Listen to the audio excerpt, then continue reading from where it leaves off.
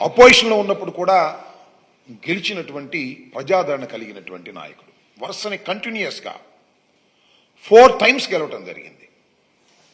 ఈ ఎన్నికలకు ముందే 2-3 సంవత్సరాలకు ముందే ఒక భారీ ప్లాన్ని చంద్రబాబు నాయుడు గారు తీసుకొచ్చారు. ఏ విధంగా అయినా సరే ఈసారి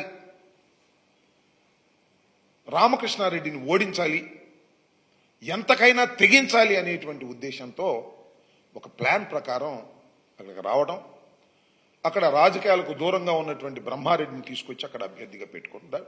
అది వారి స్వేచ్ఛ, మేము కాదని అనను. కానీ ప్రజలు అర్థం చేసుకోవాలని మనవి చేస్తున్నా.